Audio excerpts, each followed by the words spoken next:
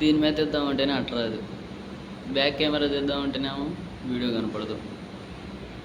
పూరా దిమాగ్ ఖరాబ్ అయ్యా. సరే కెమెరాని ఫ్లిప్స్ చేద్దామంటేనేమో నా ఫోన్కి అది లేదు. ఇదైతే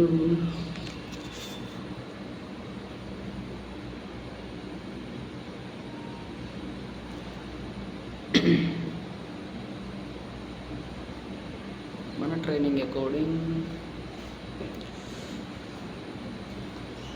first point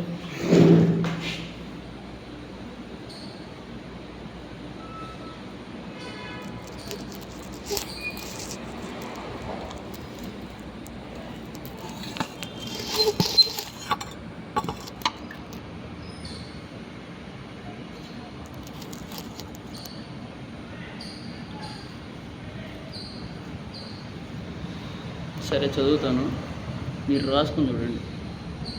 first point network gather. అది నాన్ సర్కిల్ అయినా అన్నోన్ సర్కిల్ అయినా దాన్ని చూసి నేర్చుకోండి. దానికి ఒక వీడియో ఉంది, లాస్ట్ నుంచి సంథింగ్ ఏందో. Next bond, believe, casual talk.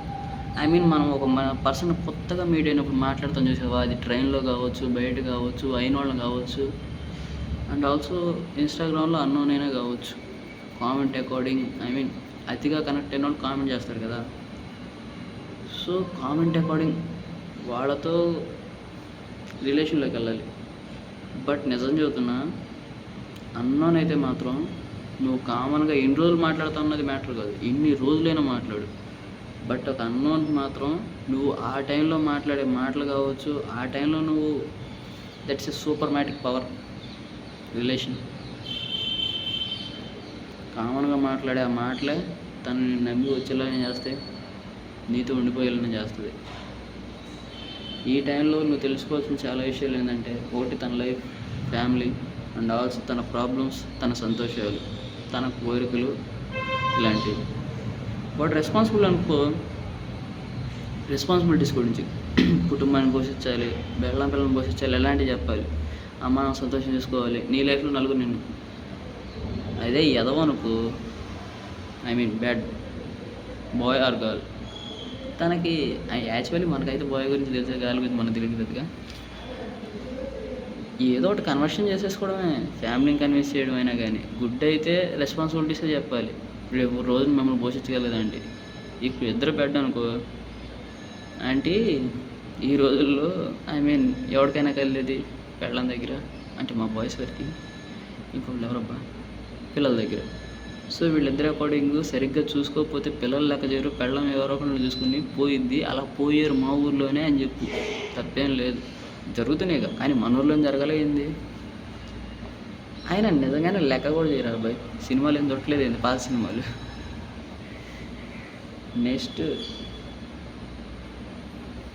Opportunity ఇవ్వడం, ఇది పెద్ద మ్యాటర్ కాదు. వర్క్ ఎక్స్ప్లెనేషన్, నిన్ను నమ్మితే వర్క్ ఎక్స్ప్లెనేషన్ మ్యాటర్ కాదు, ఇన్విటేషన్ మ్యాటర్ కాదు. బట్ కన్ఫర్మేషన్ కావాలి.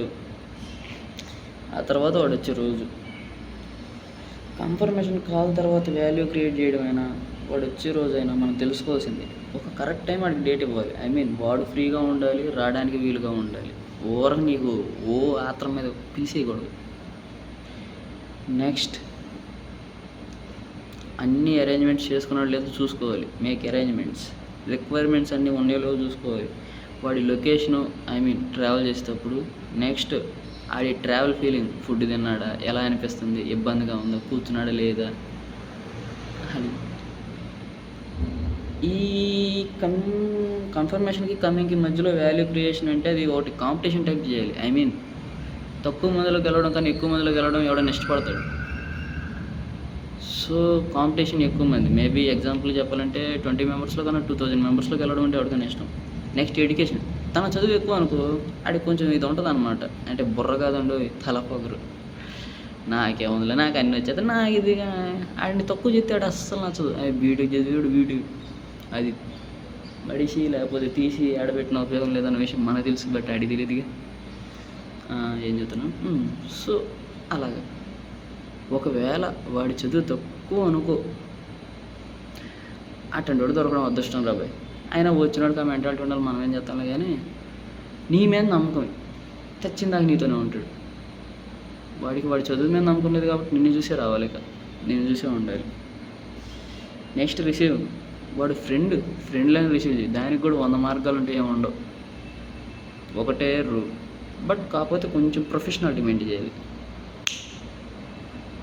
నీతో పాటు 10 మంది తీసుకెళ్ళు, లేకపోతే ఇంకోటి పంపించు, ఇంకా బాగుంటుంది.